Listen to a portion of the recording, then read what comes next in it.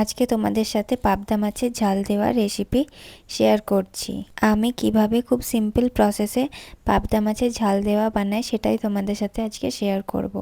তো প্রথমেই পাবদা মাছগুলোকে ভালো করে ধুয়ে নিতে হবে, তারপর ওটাকে জল ঝরিয়ে ভালো করে মাছগুলোর মধ্যে নুন, হলুদ আর একটু সর্ষের তেল দিয়ে আমি ম্যারিনেট করে রেখে দিয়েছিলাম 10 মিনিট মতো। কারণ পাবদা মাছ তো খুব ফোটে তেলে দেবার সময়, ওই জন্য আমি একটু গায়ে তেল মাখিয়ে দিয়েছিলাম।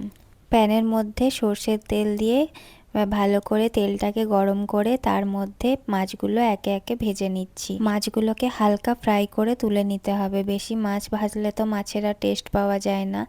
তারপর ওই মাছের তেল যেটুকু বেঁচেছিল ওর মধ্যে আমি 5 ফোড়ন আর কাঁচা লঙ্কা ফোড়ন দিয়ে পেঁয়াজ বাটা দিয়ে ভালো করে আগে পেঁয়াজটাকে ভেজে নেব, যাতে পেঁয়াজের কাঁচা গন্ধটা চলে যায়। পেঁয়াজটা ভাজা হয়ে গেলে তার মধ্যে একে একে আদা রসুন বাটা, টমেটো, কাঁচা লঙ্কা বাটা, হলুদ আর ধনে গুঁড়োটাকে আমি জল দিয়ে মিক্স করে তারপর মশলার সাথে ভালো করে কষিয়ে নিলাম। মশলা কষানো হয়ে গেলে তার মধ্যে পোস্ত, সাদা সর্ষে, কালো সর্ষের পেস্টটাকে আমি দিয়ে 30 সেকেন্ড মতো মশলাটাকে আবার কষিয়ে তার মধ্যে জল দিয়ে দিলাম। আমি তারপর পরিমাণ মতো নুন অ্যাড করে দিলাম, আর নুনটা একটু কমই দিলাম যেহেতু মাছের মধ্যে নুন আছে। যেহেতু 6টা পাবদা মাছ আছে তার পরিমাণ অনুযায়ী সমস্ত আমি ইনগ্রিডিয়েন্টস অ্যাড করেছিলাম। ঝোলটা ভালো করে ফুটে গেল, তারপর ঝোলের মধ্যে আমি একে একে মাছগুলোকে দিয়ে দিলাম। তারপরেও 2 মিনিট মতো ফুটিয়ে গ্যাসটা বন্ধ করার আগে আমি একটু ধনেপাতা উপর থেকে ছড়িয়ে দিলাম।